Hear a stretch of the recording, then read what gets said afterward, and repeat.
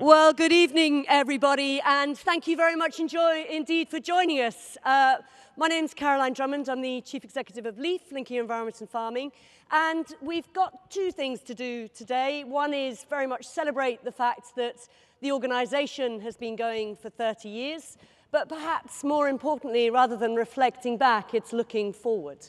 And the second thing for us is that whole important area of where integrated farm management and regenerative agriculture come together.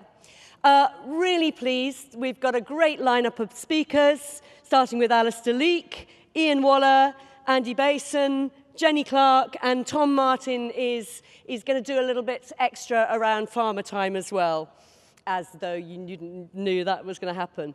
As many of you, and after we've spoken, we've got a few bubbles just here as well, because we hope that you will celebrate with us those 30 years and 30 years more at least going forward. For me, it's obviously quite a personal journey as well. The 1st of June 1991, I sat at a table with a pencil and a stationery book, which was to start the organisation. It was an idea that had come from Germany, and we were the second of a bunch of cross-part European projects to drive change around sustainable agriculture.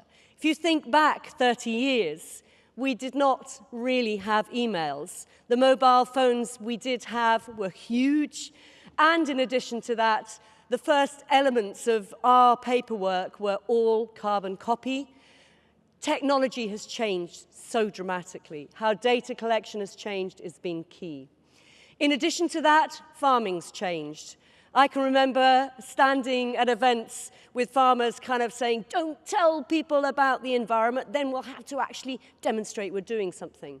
But the great thing was there were many farmers who recognized the importance of the environments within their farming system, where nature and farming were so fully integrated. And as our name says, linking environment and farming, that is very much what we're about. Embarrassingly, I still have the very first article I wrote. But I think what it really did sum up for me was the importance of where we started as an organisation was that two-pronged attack. One, ensure as a farming system we are actually doing the right thing, and it will be as a continuous improvement. And many of you, I'm sure, would have heard me say before about, this is the critical element of going beyond sustainability. If I said to you, my relationship with my husband is sustainable, quite frankly, that would be quite boring. Obviously, it's beyond sustainability, but that whole area of really driving change around continuous improvement. And to add to that, the second piece that was so important for us was that public engagement. Fast forward 30 years, our vision and our mission remains much the same. But our vision is for a global farming and food system that delivers climate-positive action, builds resilience and supports the health, diversity and enrichment of our food, farms, the environment and society. And for us, that mission is to inspire and enable more circular approaches to farming and food systems through integrated, regenerative and vibrant nature-based solutions that deliver productivity and prosperity amongst farmers, enrich the environment and positively engage young people. That ambition is delivered through the wonderful farmers that we work with, so many of you in the industry, and of course, the bright young people that we engage with. For us, integrated farm management has been the key part of this. That 9 bits, we're in the big tent. Without a doubt, every one of you is a juggler. And from that point of view, it's juggling soil management, crop health, energy use, pollution control, organisation and planning, wildlife, and in addition to that, engaging society.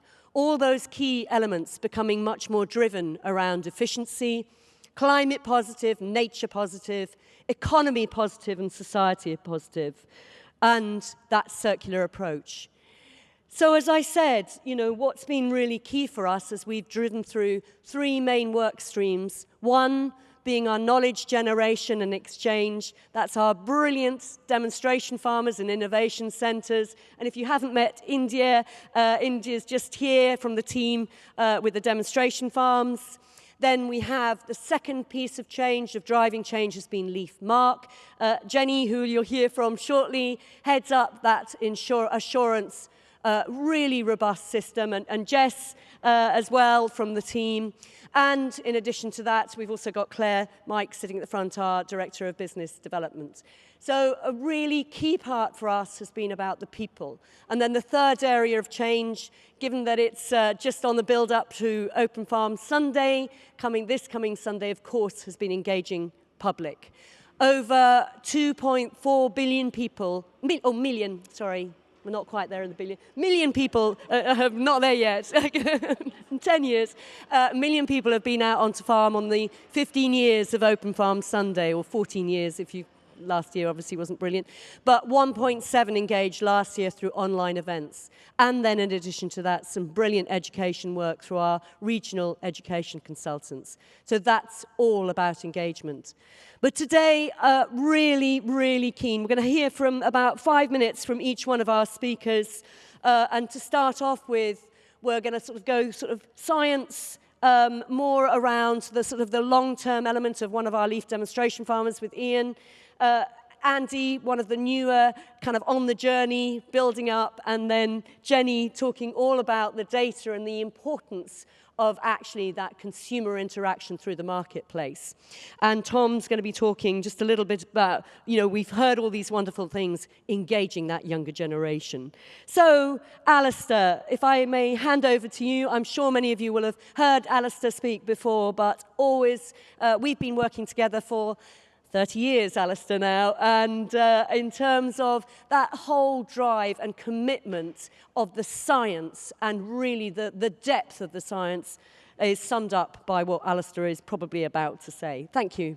So thank you very much, Caroline, and may I add my congratulations to you and Leaf for 30 years. It's been a pleasure to be on this journey, but it might surprise most of you that the journey for this whole movement began 30 years before Leaf did, when some scientists doing an experiment with insecticides sprayed an aphid population with a half dose of organophosphates and found they got better control than with the no dose and the full dose. When they looked into this, they found that what was happening was they were not killing all the beneficial insects, and that those beneficial insects were then going on to eat the remainder of the population, giving better control. And they wrote a landmark paper in 1959, and they labeled this integrated control. It took 30 years later before Leaf emerged in the early 1990s, championing the concept of integrated crop management, which was an approach which took this a bit further. And let me tell you, it wasn't exactly popular at that time. There was a very well-known journalist called Peter Hepworth, who many of us know as Mr. Production. There wasn't much that moved on his farm, and if it did, it got sprayed.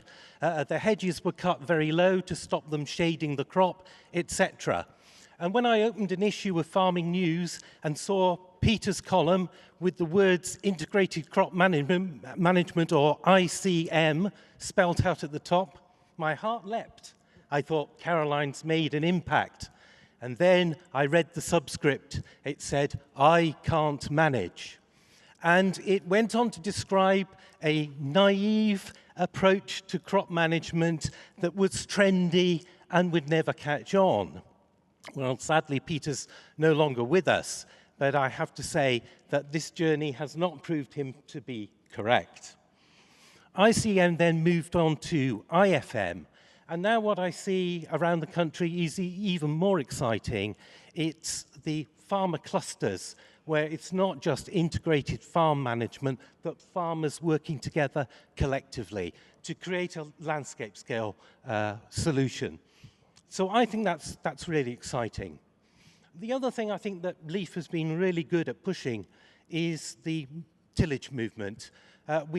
Just as we went from IPM to ICM to IFM, we went from plough to min-till to zero-till. And through that, although it was driven by economics, we've had to deal with weed problems, crop nutrition, soil biology, and now soil carbon as well. So just as all these things have come from something simple, they become more and more complex.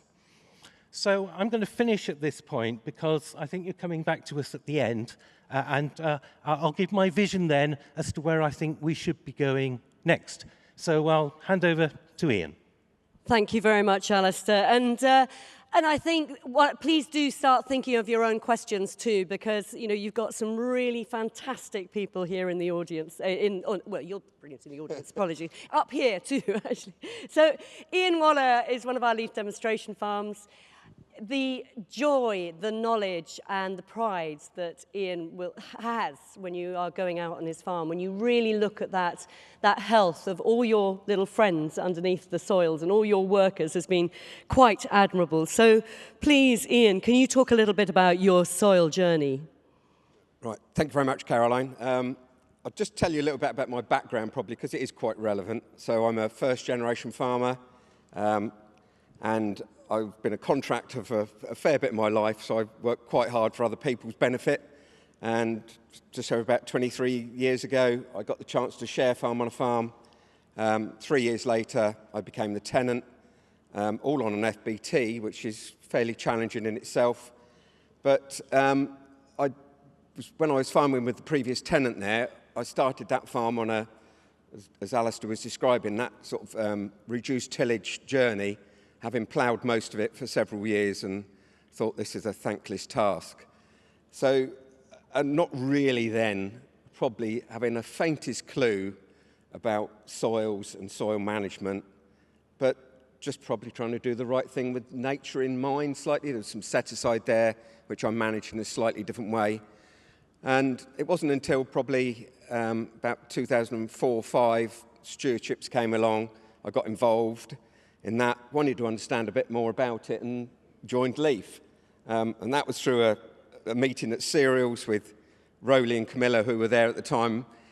But that wasn't really why I went on the stand, because Guy Smith was on the stand. And I just wanted to say thank you to Guy Smith for his articles he used to write in the Arable magazine. And he said, well, you could do me a favour while you're here, you could join Leaf. So I felt obliged to do that.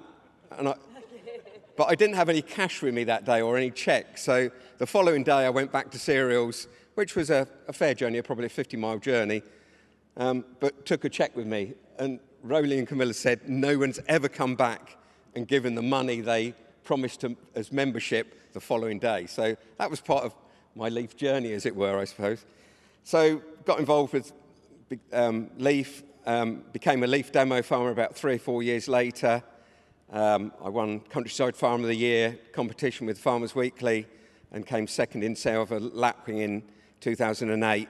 And that really sort of inspired me to start taking more care of the environment around me and my soils. And I come out with sayings which Caroline sometimes shoots me down with because they get a bit confusing with her IFM wheel, as we used to call it. So I think my journey of managing my soils has been like a wheel to an extent, that when I was practicing min-till, which is a weird term because that could be anything from 2 millimetres to 2 metres deep, depending on the type of horsepower you've got and the length of the tillage legs. But the wheel part of it is the resemblance to the problems you have under a farming system, and I liken them to lumps sticking out of a wheel. Well, the wheel was quite small in those days, and every lump was a really big bump and a really big management problem for me to solve. But as I became more integrated in with my soils and learned more about how to farm within balance within nature, though the wheel got bigger, but the bumps got smaller. And I find that it really is a part of a journey, sitting on a wheel, bouncing along. But nowadays, the lumps that stick out as problems are insignificant. because I've taken that more holistic approach, that integrated farm management approach, and try and understand some of the problems that might occur and try and solve them before they do occur. And I think Leaf has given me the tools to do that, and I'm deeply indebted to you. I used to come and help on the cereal stand years ago, and people would come on the stand and say, yeah, we'd like to be a member of Leaf, but what do you actually get for that? What are these tools? What tools are you actually going to give me? Well, it's not quite straightforward as a physical tool. It's about information, and the information is the tool. Oh, I thought I was going to actually get a tool. No, it's about knowledge exchange, information. So it's still about that today, and about inspiring people. Alastair's mentioned cluster. I chair a cluster in the centre of the Chilterns. We're quite unique in that we're funded, and we can throw money at projects that no other clusters can probably do. But my journey there is about inspiring other farmers to farm in a more integrated farm management way, and we've got a real mix of farmers, anywhere from 100-acre single suckler beef farms to 3,000-acre arable farms. And it's taking them all on that journey. They don't know they're on that journey. There's one sitting in the back of the room, so I've got to be really careful. But I'm taking them on that journey, and it's a Leaf journey, but I haven't really called it a Leaf journey. It's Ian's journey, but it is the Leaf model, and it does work, and I'm really proud to be part of it. Well, thank you so much, Ian, and we're really proud that you're so involved with what we do. And as you can see, you know, for us, it's about the people. And I think there was one of the professors said first thing this morning, just to echo what Ian has just said now, is, you know, your soil is perhaps your second most important asset that you have on your farm. The number one asset is your brain.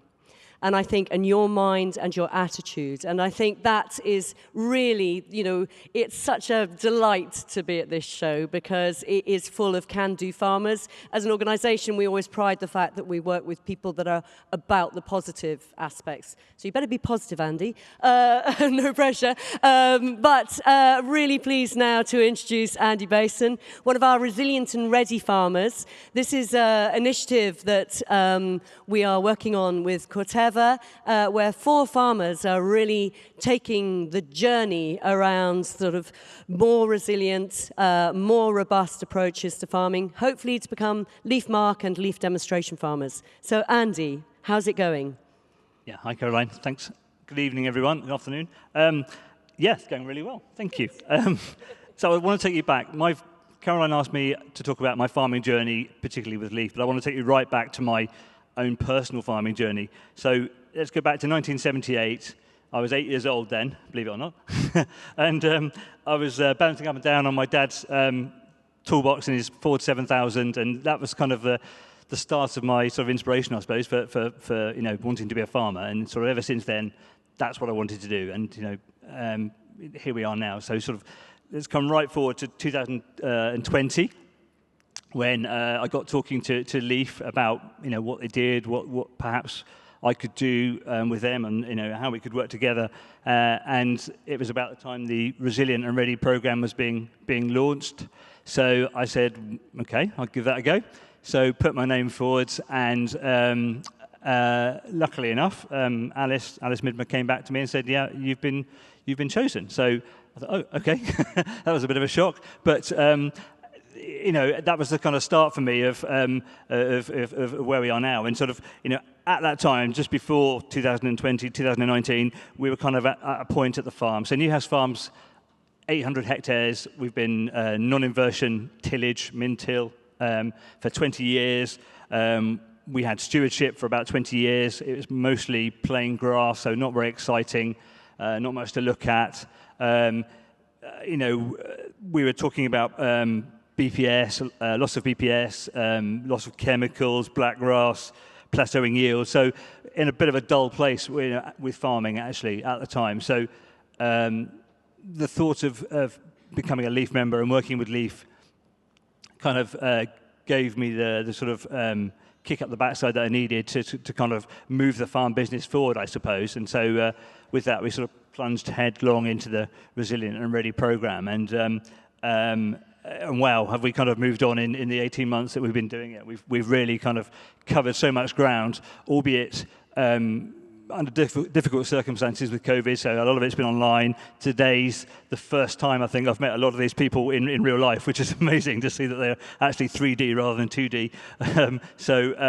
It's been really good. But you know, we've met so many interesting people along the way, so many industry people that have given advice, talked about how we farm, what we've got on the farm, biodiversity, soils. There's so many brilliant things, and actually it's given me a real kick up the backside and a real sort of motivation and incentive to kind of to move the farm forward and actually sort of get out of those doldrums of sort of same thing, you know, day in, day out, and actually try and push the business forward. And I'm pleased to hear that Caroline thinks that I'm the future of Leaf, which is a bit bizarre, really. But yeah, so you know, sort of from here on in, we're going to be a demonstration farm, hopefully, and sort of my aim is to get as many people onto the farm as I can, show them what we're doing, show them all the good work that we're doing, rather than hearing all the bad press that we get. I just want to show people that actually we do care about the environment, we do care about the biodiversity, and we want to be good farmers. So just let's come and have a look. And it starts this Sunday with Open Farm Sunday. So we're going to be doing that. Thank you very much indeed, Andy. And I mean, I think you're probably on that sort of ready stage and not quite resilient yet. But I think anybody who does make the claim they're resilient, gosh, that's a bold claim, because I think we've got a long way to go. And I think this exemplifies the real challenge. We've set out our 10-year strategy, which is ambitious, but we realize the next 5 years are going to be incredibly rocky. And so therefore we need to be really focused on thinking, yeah, we need to deliver against the Sustainable Development Goals. We need to ensure the Paris Accord and whatever comes out of COP26 is aligned to what we are capable of delivering as a farming industry. Because I think, as Alastair and Ian and Andy have really clearly demonstrated, it's the mindset to make sure that we're not hanging around for some decision that's going to come from DEFRA, without a doubt, but actually we are in control of the things that we really can be in control of, and that's something that's very, very important. And that's a really good segue into you, Jenny, because part of being in control is also about measurement, it's about data, and it's about the importance of actually, one, getting recognised in the marketplace. 45% of UK fruit and veg is now Leaf Mark certified. We've got some Jersey Royals here, and the whole of Jersey is now a Leaf Mark island, which is really exciting for us. And in addition to that, those measurements are very key. And there's that old saying, if you can't measure it, you can't manage it. But likewise, there is that challenge. Not everything that can be measured matters, and not everything that matters can be measured. And I think that's probably reflected in that a lot of what's happening here and the discussions here about that blend between the importance of science and robustness and the art that farmers bring into their everyday decisions as well. But Jenny, data is absolutely key. Yeah, I mean, I love data. I'm a scientist by heart. I don't believe anything unless you can prove it to me. But I'm also really skeptical of data. I totally believe in that whole lies, damn lies, and statistics. You actually once called me a master manipulator, which I think was because I could analyze data well, but maybe it was something else. But it's that thing that you can make data tell you whatever you want it to tell you. And I'm definitely seeing at the moment lots of companies or lots of interest pop up around everyone wants farmers' data, everyone wants to sell you new tech or come up with new metrics of things to do. And there's been a load of talk today around this this carbon piece of, everyone now wants to buy your carbon. They want to know what carbon figures you've got, and now they want to pay you for it. But I think we need to stop and think about, as from a farmer's perspective, what's in it for me? Why do I want to give my time to collect these figures, and what's it actually telling me about what I need to then do about it? And it's not just numbers for numbers' sake, and that they're demonstrating pure impact. And I think that's what we do at Leaf, and hopefully you've heard some of that from the guys. They were obviously really based in science in what we recommend, but we're also really farmer-focused, and it is that mindset element of well, how do I actually change what I want to do on the farm? And as you say, Caroline, collect the right right measurements to tell me what, therefore, I need to do and what changes I need to make. And particularly from Leaf Mark, which I run, that what key figures and key impacts do we want to know about our members that we can use to kind of really get you guys recognition for the good stuff that you're doing, both in the marketplace and policy. And, you know, we're sitting now on 30 years of data, which is a long time. I'm not even 30 years old, so that's quite a long time for me. But what's like, so that's our history. We're really robust. We do what we say on the tin, linking environment and farming. And when we make the claims that Caroline's just outlined, we absolutely can stand by those. And we know that they're good, not only for, as an individual farmer, knowing what, therefore, I want to do with that figure, but also that we can go and talk and develop those market opportunities for you. But so that's sort of, yeah, the history that we're sitting on. But going forward, and as you say, we've just launched our 10-year strategy, you know, what's the future look like? And for me, I think it's about, at the moment, Leaf Mark's seen as really aspirational, which I love, like it's not easy, and we don't want to be a race to the bottom, but I don't think there should be a choice between being sustainable and not sustainable, really, because or that choice between cheap food or sustainable food, because ultimately you're paying for your cheap food somewhere else anyway. You're paying for it in the NHS. You're paying for it to clean your water. You're paying for it by, you know, not being able to go out for lovely walks in the countryside. So we have to move to this point where sustainability becomes the norm, but that we're still rewarding the system in the right way. And I think that's where the market and policy need to pull together to move us in that direction. And hopefully I'll sort of listening to the integrated farm management way and what Leaf Mark can offer there. And on that, I'd probably just say watch the space for what might come in there soon. Thank you very much, Jenny. And I think, you know, that is such a, you know, sustainability is not a competition.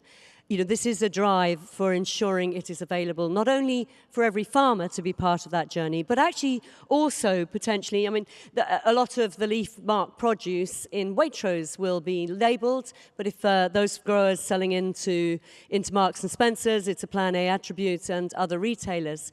And actually what's starting to happen and what we really need to drive is that when you go shopping, you buy sustainability. It's almost sustainability by stealth. I always love the health by stealth piece, but I think also sustainability by stealth.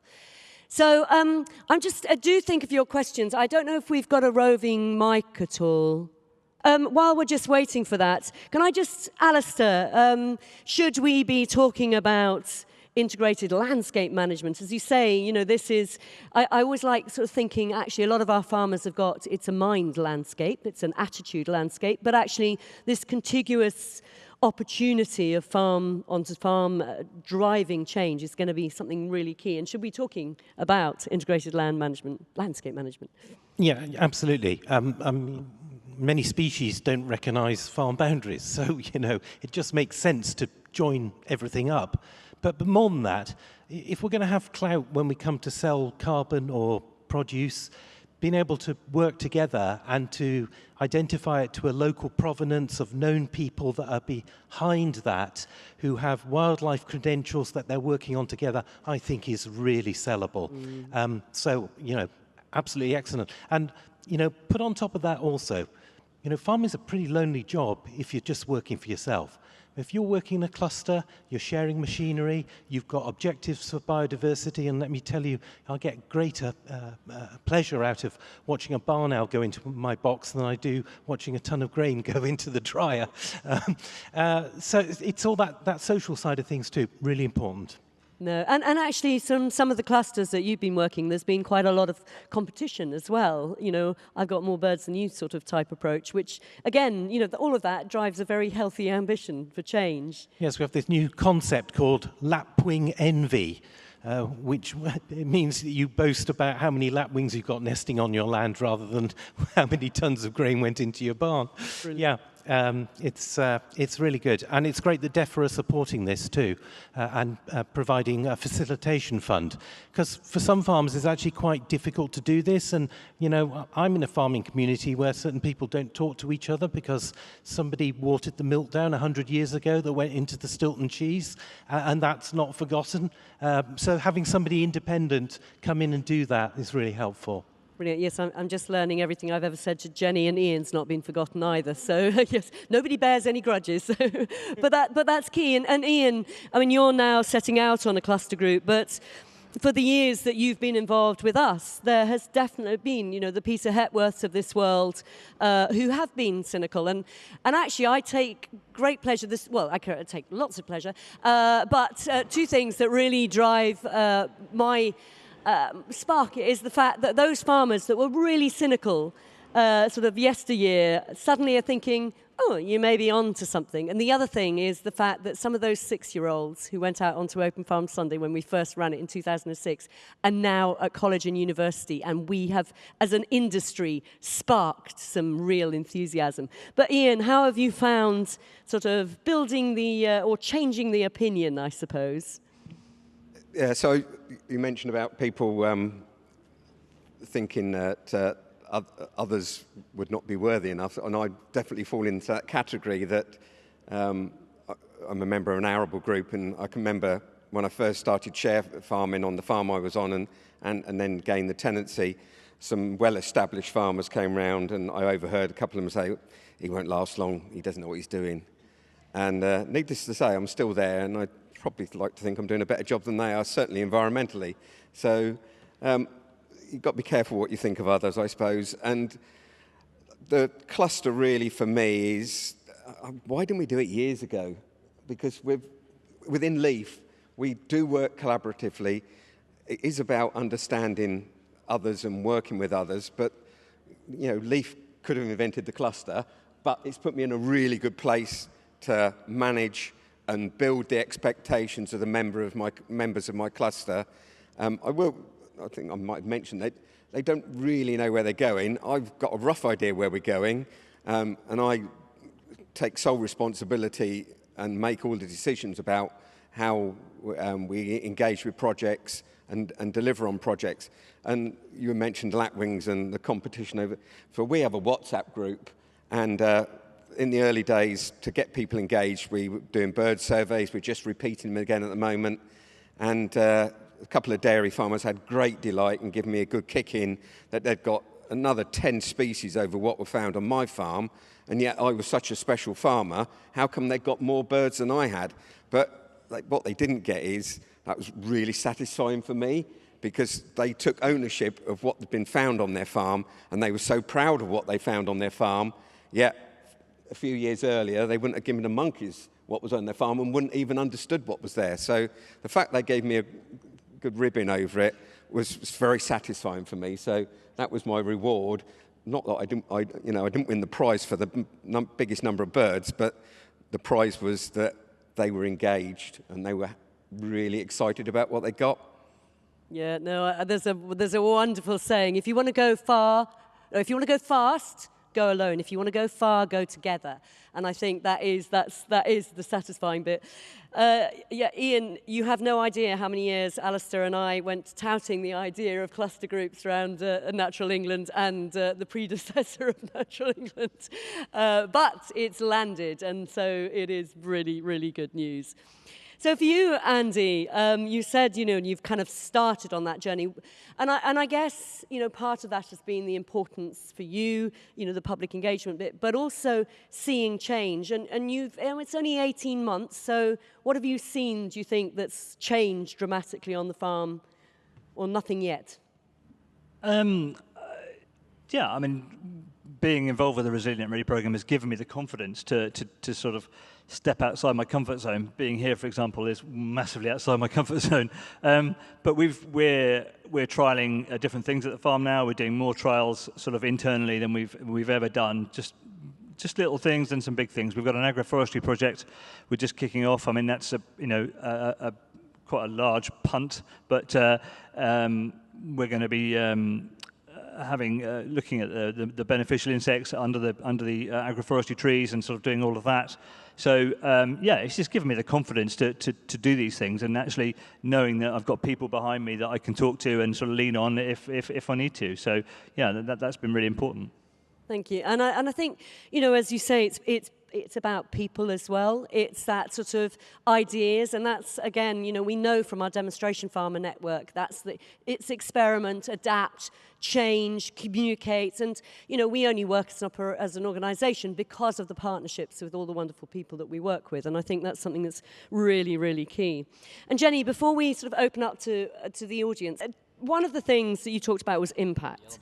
And impact it can be quite hard to measure, and particularly outcomes. Now, a lot of what we will be delivering through government schemes it's going to be outcome-based. Can you kind of reflect a bit of some of the discussions and what, as a scheme, we've started to manage to deliver from a Leaf Mark point of view? Yeah, and I also think anyone who heard Janet Dwyer speak earlier. Janet Hughes speak earlier, sorry.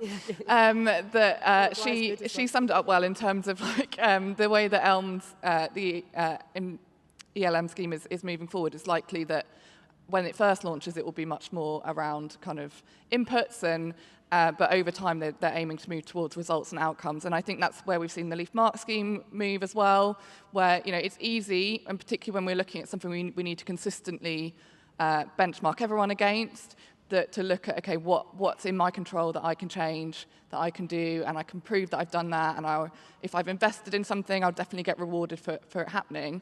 But has it actually created the impact we're looking for? Has it actually moved towards more environmentally sustainable farming? We don't know. Whereas the outcome element of it, the results element of it, by rewarding that, then you know that's happened, but it also opens a lot of risk up. So from like a biodiversity perspective, if you've like planted a wild bird seed mix, but it hasn't taken, and you haven't seen your bird numbers come up, have you actually had the impact you wanted? But at the same time, then if you're only counting bird numbers, then perhaps you weren't rewarded for that investment that you put in. So there's this weird kind of, there's benefits on both sides for both looking at what inputs you're doing and looking at measuring the outcomes. And so we're moving the standard more towards the outcome. It enables a level of flexibility that I think suits Leaf and integrated farm management really well in terms of like, look, we'll set out the principles, but it's going to be up to the individual farmers to tailor it to what's going to work for you. I don't know what's going to work for your individual farm, but we've still got that safety net of, okay, but we need certain things in place to make sure that, you know, that's actually happening, there's no cheating going on, you'll be able to be consistently audited as well. And so I think we're moving towards that nice middle ground and be able to make really good claims that probably the market and policy are looking for to kind of tick their, you know, sustainable development goal, commitments or Paris Agreement, but also looking for the farmer's perspective of like, yeah, but actually what do you need me to do? I don't actually know what you're asking for. So I think we've got to find that middle ground.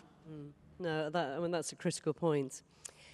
Tom, would you like to, can you say who you are, Tom? Obviously we know. Yeah, Tom Allen Stevens, Oxfordshire arable farmer, editor of CPM, director of Trinity Agritech. Thank you. Yes, I just want to say, first of all, congratulations to you and the team. I mean, I've followed your 30-year journey ever since I was at Agricultural College, and I've also had the pleasure of working with you, and I know that no one works harder in this space than you and your team. So huge congratulations. And I can't help but feel that if you cast your mind back 30 years and think where you wanted Leaf to be in 30 years' time, it must be where it is now. You know, integrated crop management, as you've already said, it was a complete anathema 30 years ago, and now it's what everyone aspires to. So my question is, what about the next 30 years? What's the next step for Leaf? So, I mean, we're in the data revolution. We're talking about carbon farming and biodiversity. Everything is heading in that direction. The fourth agricultural revolution and so on. Where does Leaf fit in that journey? So where are you going to be in 30 years' time? So, Jenny, can I pass over to you, the next generation? Because obviously I'm really old since, but just to give her some thinking time on that. I mean, I think one of the things for us that's so critical, that the next 10 years are going to be really key for driving change, as I've said. You know, our capability to deliver against a changing environment, really big social pressures on a global scale are something that's going to be very, very key. And as a farming industry, you know, farmers are part of that solution. So to support farmers in becoming more resilient, more ready, more prepared for some of those changes is really critical. I think, as you know, Tom, probably from, there are 4 ways for really driving change. First of all, make sure the system works, and that's for us is integrated farm management. It will continue, that way up, it will continue to drive change, it will continue to develop. It is around continuous improvement. The second is that sort of peer-to-peer, the look and learn type approach, which is going to be so important. We work as a global organization, we're operating in 21 countries, and I think, that learning from our African members, from our French members or our Spanish members is so key. Jenny and I were on a conversation the other day with some Vietnamese farmers. They are feeling climate change much more strongly than we are now, and one, that's really hard, but 2, there's some very big learnings for us in that space. The third way for change is the marketplace, and I think, there is some really good potential for driving and accelerating that. And I think this has been demonstrated by Elms and from Dame Glenys Stacey's report, where she said we need to work out how we actually put together farm assurance schemes, so those 5 robust farm assurance schemes that are currently there, 2 organic, Soil Association, Organic Farmers and Growers, RSPCA, Assured, Red Tractor for your core standards, and Leaf Mark. So make sure we have a system, and earned recognition is a key part of that partnership. So, give those farmers a lighter touch. Give them, it's when you land on free parking on the Monopoly board. Go directly to go. And I think then the fourth approach, if all else fails, legislate, and that's the bit we don't want. So Jenny, next generation coming through as well, what's your aspiration for that 30 years? I think world domination. Yeah, of course. But no, I think, like I said earlier, I think that sustainability needs to be the norm. I think that's what we all need to be buying inherently. It's what we are just buying as all consumers amongst us. That's what is a given, is food and non-food products that are coming from sustainable farms as a given, that the market and policy are aligned in that space, and as you say, actually working together, and whatever that might look like in terms of the role of tech, and I don't know, my brain goes to floating dairy farms, or whether it's all sorts of high-tech things. I don't think tech's necessarily going to be the total solution. I think we'll still absolutely love the countryside and the way that looks too. But I think, as I say, I think it will be so inherent, and I think people at the moment, as I say, who are leading the way, that will be the norm, and the leaders will have gone somewhere else. But also kind of this circular approach. So a lot of less waste, and what we now see as waste as actually being a really viable resource in itself, and a much more kind of integrated system amongst the thing. But I think just world domination. I think globally, we'll just see. We're already seeing it. I think it must have been when you started Leaf, like you say, nobody wanted to talk about environment. Now look at today, everyone wants to talk about the environment, and everyone wants to be in your space, in our space, and that's just going to continue. And I think, we'll just see everyone at this level and pushing it further. And I think just to add to that, and then I'll go to Alastair, if I may, as well, in terms of health. So, the National Health Service does a brilliant job, but it's dealing principally with people that are not well. And I think one of the challenges as farming, we don't always see ourselves as part of that health solution. And one of our members said fairly recently, I get it now, I want to put Holland & Barrett out of business. And that is because the food I produce actually represents the health and the nutrition. We've got a long way to go, but it's doable. In 30 years, that's in effect 2 generations going through school. So that health piece for farming to be much more integrated in that space is very important. And we're just starting to work with a brilliant organisation called NutriTank, who've been doing a lot of work in trying to get medics actually now starting to get health and nutrition in their training, number 1 step. And number 2 step is actually then bringing them out onto farm. So we were out on farm a few weeks ago. Alastair, what was your vision for another 30 years? Where do you see that going? Well, I'm going to do what I did before and actually go back and look at the last 30 years and say, what are we missing now that we need to take us forward?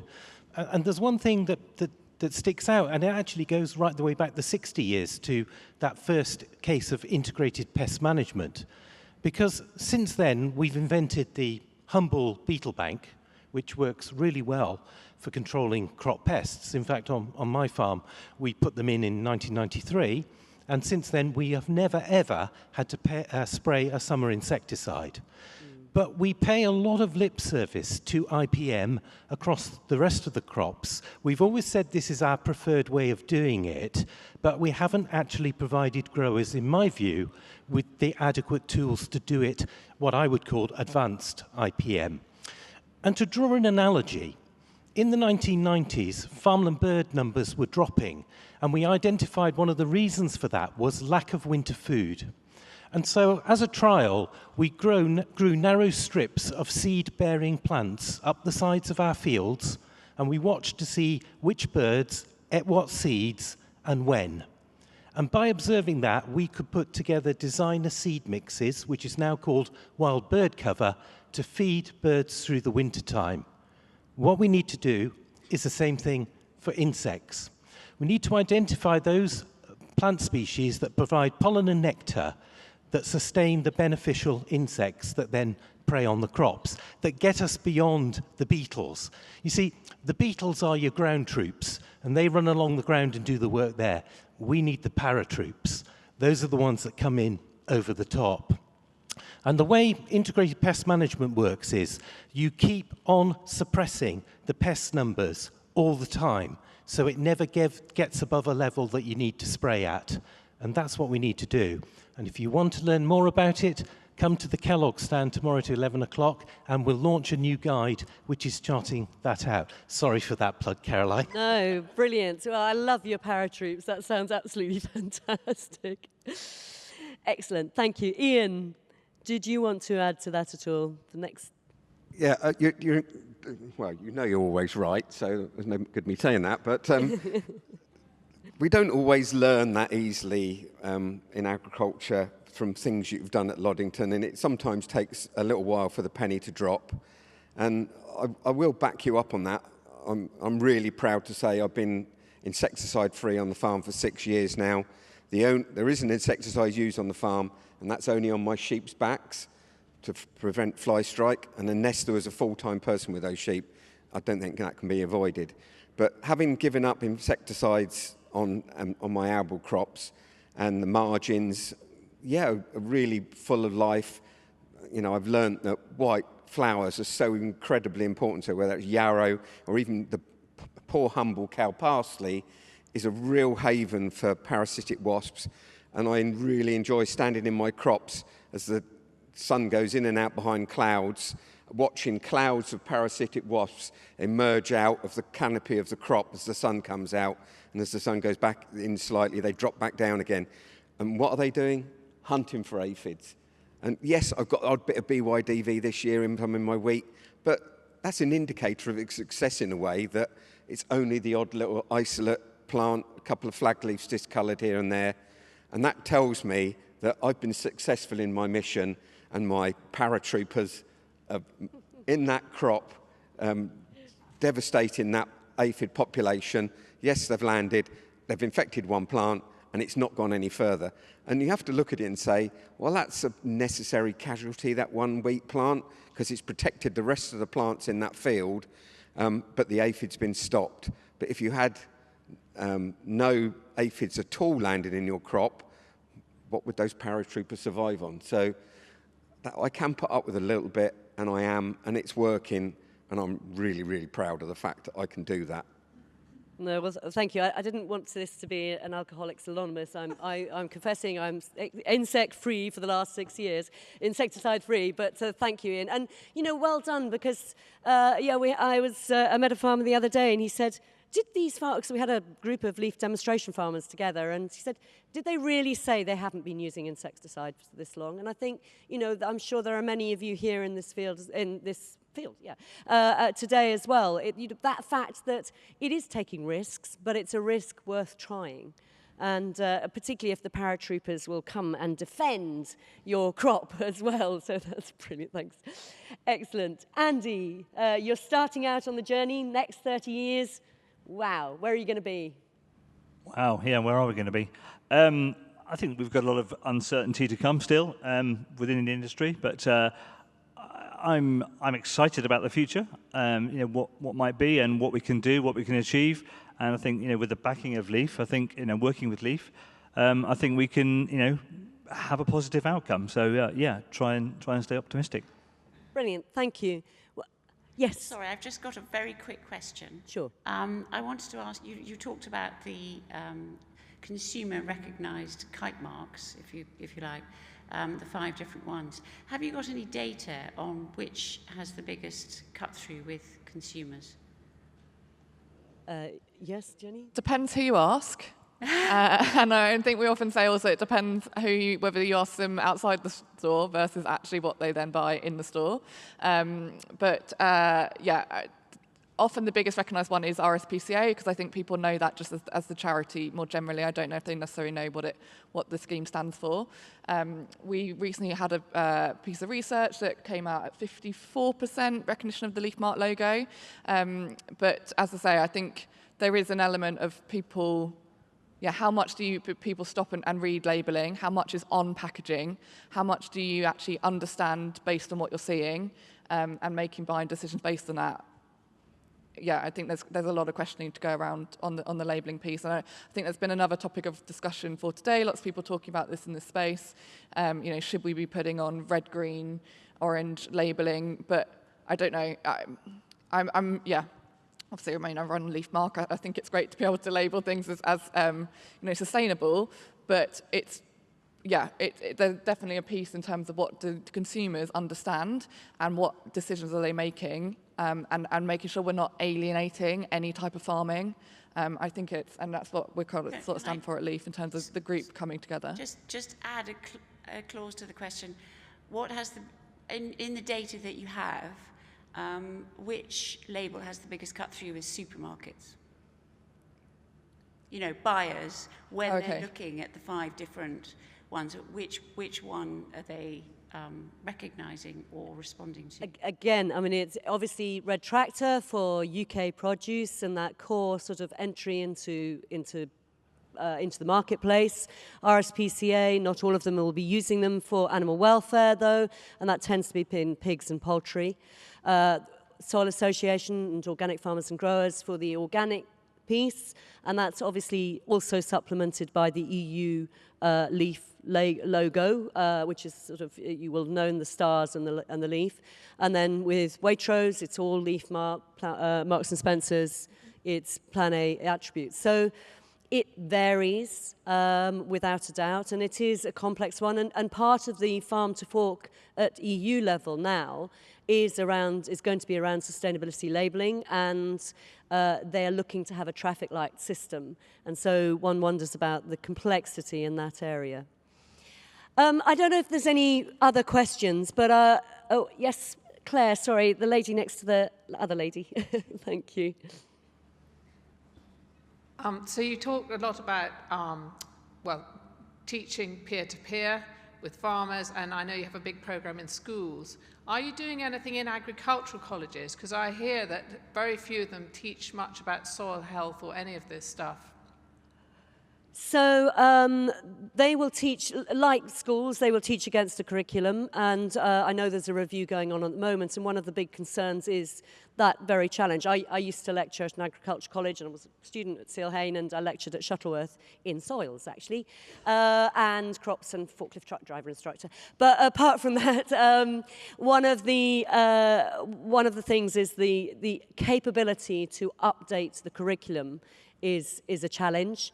And I know that's something that's being discussed at the moment. We work very closely with a lot of the agriculture colleges.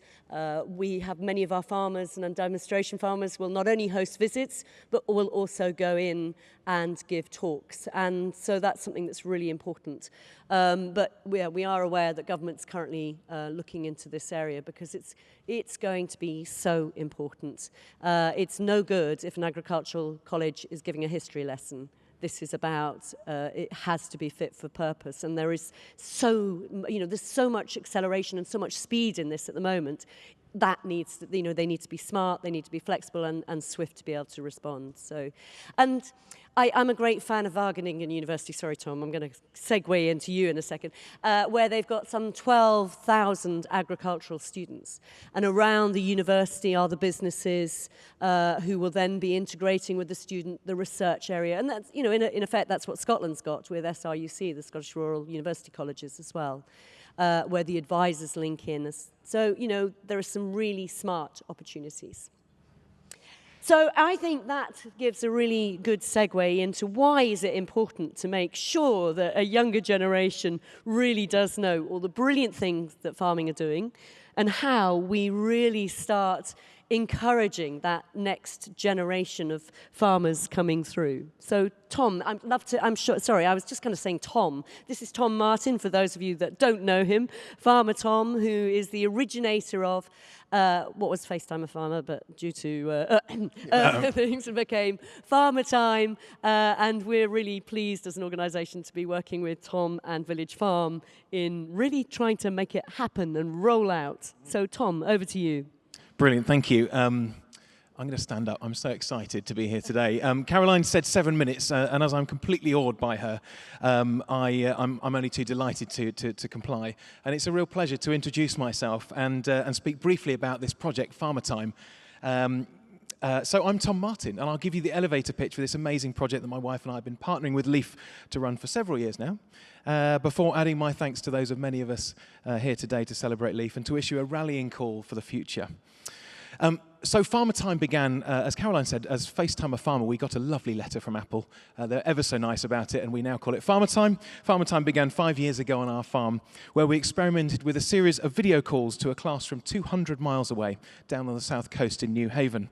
Once every 2 or 3 weeks, the teacher would send me a message saying, Tom, we're currently studying mammals or weather or genetics or climate change or pollution or pollinators or nutrition or textiles, poo, reproduction, any one of a number of subjects. Soils comes up very often. Any one of a range of curriculum high points that actually is so beautifully illustrated by the work we do on British farms. And I'd then position myself somewhere on the farm, appropriate at the allotted time, and I'd introduce myself, make a video call to the classroom, introduce myself. Hi folks, it's Farmer Tom here. And today I'm next to my muck heap thinking about soil nutrition or worms or whatever it might be. And then the children would ask questions, sparking their curiosity and really kind of firing their imagination. And they were unknowingly learning about food, farming and rural life, and at the same time reinforcing their curriculum lessons.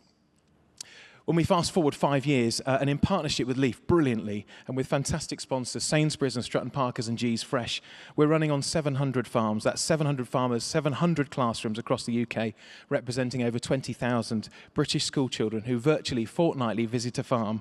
They see the seasons change, and they actually know a farmer. How exciting is that? At the beginning, we aimed to present agriculture to the next generation of consumers.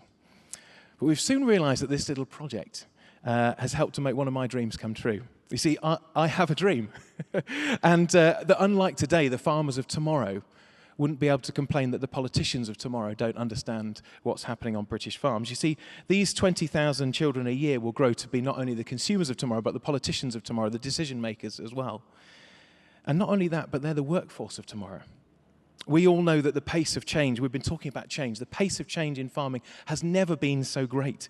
And that we'll need absolutely the brightest and the best to pilot our drones and program our robots and advise on our environmental impact and analyze our soil health and bring new technology to help us produce more food, more sustainably, whilst leaving more room for nature. Well, we have the absolute joy and the pleasure of speaking to tomorrow's workforce today. To slightly address your question there, madam, Farmer Time works from 5-year-olds right up to university students. We work with able and specially able students, with farmers, fishermen and florists, and schools in every county of our 4 nations, and now across the world in Ireland, Sweden, Finland, Australia, and with pilots running in New Zealand, Denmark, South Africa and the USA. Wow. So I'd just like to take this opportunity really to thank you, Caroline. You've led in joining with us to bring Farmer Time to an audience that's consistently doubled every 12 months, which is absolutely amazing. So thank you so much. Thank you. And I'd like to thank really the whole Leaf team. You've just completely embraced this project. You've matched the vision and just joined with us to go places that I never thought we could go. You know, when I was standing in my rapeseed field in 2016, making a video call and feeling slightly silly, I never thought we'd be speaking to this many children and hopefully making this much impact. So I'd like to invite you, we'd like to invite you, farmers, if you're not already part of the project, to join in at farmertime.org. We currently have 200 teachers waiting. That's over 5,000 children waiting to be paired with a farmer and to start learning about farming, the environment, and the industry that we have so much cause to be proud of. We've heard about that this evening, and we do. We have so much cause to be proud of our industry. I spent many years working in several other industries before I came into farming, in industries and marketing meetings where brand managers and marketing managers would give their right arm to represent an industry with clear world-leading standards as ours, with a message that we can right the wrongs of climate change, that we can address environmental degradation, that we can redress habitat loss. And with a canvas, a backdrop of some of the most beautiful and iconic farmed countryside in the world. So really, we're an army of agricultural practitioners and lovers of the land. We're the original environmentalists. And today we're the very same, but we've all got smartphones. And this smartphone, you know, my smartphone, you probably all got your smartphone in your pocket. Some of you have it in your hand, I'm sure. It has the capability of sending not one, but 120 million Apollo-era space mission craft to the moon all at the same time. That's the capability that we have in our smartphones. But it can also take a picture. And it can put that picture on social media. And if it's not a picture, we can write an article in the parish magazine. And if it's not that, we can have a conversation in the pub. We can change those perceptions one misconception at a time. And I don't think we'd be in the place that we are today as an industry without some inspiration. And I think we have Leaf to thank in no small part for that. So I thank you. We are where we are in a large way because of Caroline and your work. So we thank you. Thank you very much. You see, there's Farmer Time, there's Open Farm Sunday, there's Countryside Classroom, there's CVAS, there's Chef on the Farm. There's a whole range of projects and initiatives that inspire and equip us to tell our story and to show our nation what happens on the other side of the farm gate. And as we look back over 30 years, when environment was the buzzword, you know, it's long since been joined by climate and sustainability and conservation, agriculture, and now regeneration. You know, we're at a time where, we're with the TripAdvisor generation, at a time where, you know, like that famous tree that fell in the wood that may or may not have made a noise. You know, if something's going on today, if it isn't shared, if it isn't communicated, if there isn't a picture of it, then people ask, is it really happening at all? And so I'm really delighted that we have Leaf to help us translate that into our nation's vocab and to bring regenerative and farming and sustainability into the vocab of the nation. So thank you. And we're speaking at a time, I'm coming into land here within my 7 minutes, I hope. We're speaking at a time when people have never been more divorced from the land. Many people haven't got a living relative that's involved in food production. But it's also at a time when people have never been more interested in where their food comes from. So as we look back over 30 years, as we thank Caroline and the team, and we say, look how far we've come, we also look forward to a task that just fires me, and I hope it fires all of you, to farm in such a way that we'll be able to live forever, and to share our work with the public. So join Farmer Time at farmertime.org. So join in all the other amazing Leaf initiatives. But just coming into close, perhaps right now, you just join me in thanking Leaf for their amazing contribution these last 30 years. So thank you very much.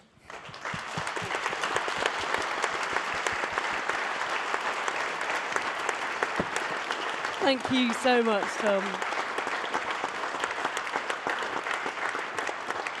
Thank you, Tom. That's very kind of you. As well, everyone knows, you know, it is, for me, it is a personal journey, but it is made all the better for all the people. And we have such an incredible team at Leaf, and that's the staff, but it's also the people we work with, our wonderful demonstration farmers, people like Alastair and all the partnerships. So a huge, huge thank you, and thank you so much, Tom.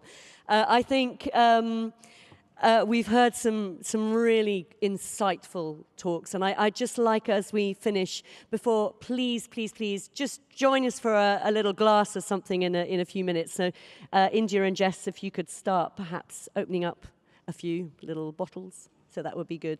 But Alastair, I think they're going to do it very quietly. I'm sure many people know what a champagne bottle, well, sorry, it's Prosecco, should sound like when you're removing the lid. But Alastair, a last and final word from you.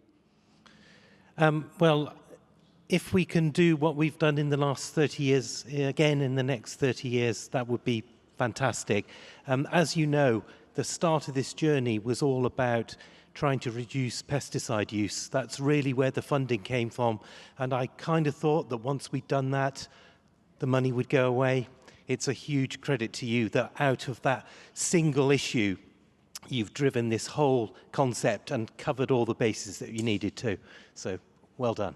Thank you very much indeed. Well, each little spark of idea is inspired by all the people we work with. So thank you very much.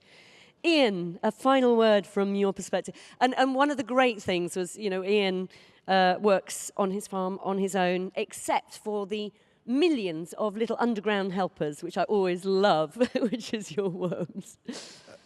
Yeah, so Caroline's referring to my one employee and 200 million worms, which work bank holidays, weekends, and overtime without any charge. All they require is organic matter, care and attention to soil management. So I suppose my final thought would be that, you know, Leaf's really got me where I am. I'm eternally grateful. And I'd like to sort of say thank you for where you've got me. And some people say to me sometimes, what have you achieved? You've met your goals. And I have to turn around and unfortunately say I'll never actually meet my goals of improving the soil, because it's a never-ending job. And I just hope someone who comes along behind me carries on my good work. Thank you. Andy? Yeah, from me, on a farming perspective, it's basically think outside the box and trust your instincts. Brilliant. Yes, thank you very much. Jenny? Yeah, I mean, I've worked at Leake for 5 years now, and I feel very privileged that I've been able to come in on some really steady foundations that, like, Caroline has brought, and in those 5 years, like, seen us huge accelerate, and I think so much more to come. And yeah, I would probably echo Andy's point of, like, just keep questioning everything. Don't wait for the answer to be given to you. Go out and find them out for yourself, and just be really inquisitive. Thank you. Tom? I think we can pay a Leaf membership and watch them do amazing things, but actually the future is also, I'm sure Caroline would agree, a devolved responsibility, and it's down to all of us just to get involved, to amplify that message, to communicate the amazing things that are going on British farms and in food production. And so yes, it's great that we can be supported amazingly by Leaf, but really some of it now comes down to us to take that message and to take it to the people. It may be on social media, it may just be a conversation in the pub, but actually there's a devolved responsibility for the future as well. Or it may be actually signing up to Farmer Time, please. Thank you, and a huge thank you to all of you for coming here to join us today. I think, you know, a big congratulations to the Cherry family and all their helpers, because this is a stunning event and such brilliant conversations. I think, as Jenny said, you know, this sort of blend going forwards of nature-based solutions alongside technology-based, nature-inspired, and nature-derived solutions is going to be something that's really important. I love the fact we've had a lot of army references today, but as an industry, we are actually a real troop. But we've got lots of helpers. We've got underground guys. My father was a diver, so I'd like to think they're the underwater guys. There's all Alastair's paratroopers and his ground troops. So let's not neglect them. Let's understand their worth and their capability. And of course, Open Farm Sunday this Sunday. Good luck, Andy. And we've got 100 farms going to be opening up. But again, all of this is about inspiring people. And just picking up on what Tom's just said, if you think you are too small to make a difference, you've obviously never slept with a mosquito. And I think that whole element of driving change is going to be up to each one of us to add our little bit. So thank you very much indeed for joining us. And please come and join us for a few little bubbles to celebrate 30 years of Leaf. Thank you very much.